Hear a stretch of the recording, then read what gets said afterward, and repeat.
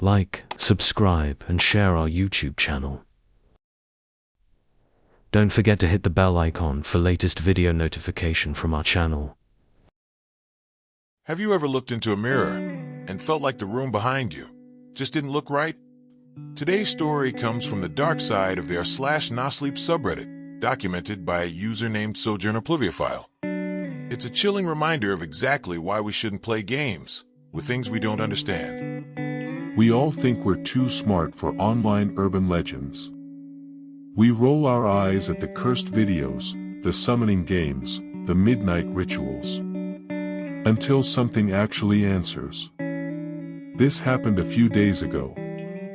My aunt and uncle had to evacuate their house due to a massive toxic mold problem in their basement, so my cousin, Andrew, came to stay with my family. Andrew is a middle schooler. Tall, loud, constantly making goofy edits on his phone. I had just gotten home from a late shift at the pizza place where I work. The house was mostly dark. My little brother Jake and Andrew were in the living room, bathed in the glow of the TV, playing Smash Brothers. I brought the pizza over, and the room filled with that warm, familiar smell of fresh bread and basil. Everything felt completely, boringly, normal. Then, Andrew pulled out his phone. "Hey, Jake. Look at this." I leaned over the table to see. It was a video of a guy standing in front of his bathroom mirror. He had that exaggerated influencer voice, announcing he was going to try the mirror challenge. Also known as the shadow game. He recited a weird, rhythmic poem. Something about 13 dawns, and 13 sunsets. As he spoke, his hands contorted into a series of sharp, unnatural gestures. Then, the lights in the video flickered.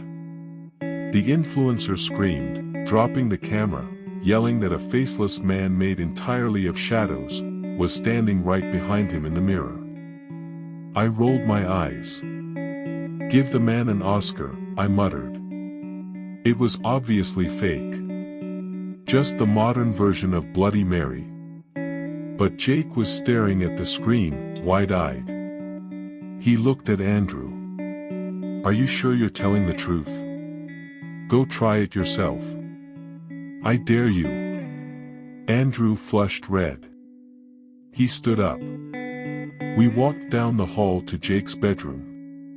There's a full-length mirror hanging on the outside of his closet door. Jake and I leaned against the doorframe, watching as Andrew squared his shoulders and faced his own reflection. He started reciting the chant. He mimicked the hand motions perfectly. It was actually unsettling to watch. Andrew was born with syndactyly. His middle and ring fingers on both hands are completely fused together. So when he contorted his hands to match the video, his fingers flailed like a pale octopus, snapping into unnatural shapes with every syllable. As he spat out the final word, the bedroom lights flickered.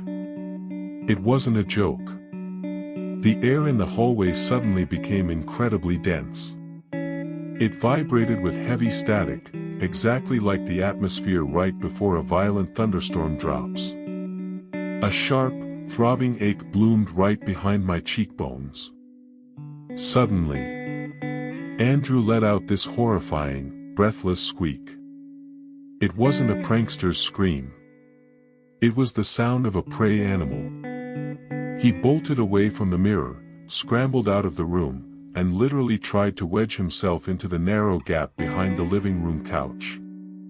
When Jake and I finally hauled him out, his face was completely drained of color.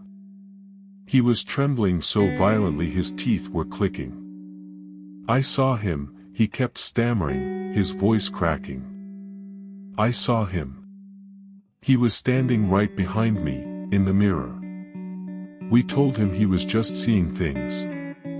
We told him it was just Jake's reflection in the doorway. He didn't say another word for the rest of the night. At 4 a.m., Andrew woke the entire house with his screaming. Sleep paralysis, he claimed. He said he woke up in the dark, entirely frozen, while a shadow stood in the corner of the bedroom, whispering to him. I wanted to believe it was just his imagination going into overdrive. I really did. Until I got home from classes today. I walked upstairs and found my mom sitting on the floor of the boys' room. She had a sponge and a bucket of soapy water. She was scrubbing at the closet door, right beneath the full-length mirror. "Do you have any idea what this is?" she asked me. Leading from the edge of the glass, trailing down the painted wood of the door, were thick streaks of slick, clear goo. It looked exactly like the slime trails left behind by massive snails. Mom thought one of the kids had squeezed out a bottle of hair gel. But it didn't smell like hair gel. It smelled wet. It smelled organic. It smelled like rotting lake water. I felt sick. I backed out of the room and went downstairs to wash my hands in the ground floor bathroom. I pushed the door open. I reached for the light. My hand hit something wet. I pulled it back. The light switch was coated in the same thick, foul-smelling mucus. I looked up. The bathroom mirror was completely smeared with it. Thick, wet streaks dragging downward, as if something with massive, wet hands had been pressing against the glass from the inside, trying to push its way out. For a split second, the air around me seemed to gel and quiver. That same heavy, violent pressure seized my skull. I haven't told my mom. I haven't told Jake. But I am telling you. If you see someone online standing in front of a mirror, reciting a poem about 13 dawns, keep scrolling. Do not listen to the words. Do not memorize the hand gestures. Because whatever Andrew invited in, it hasn't figured out how to break through the glass yet. But I think it's getting closer. Thanks for watching. Subscribe for more.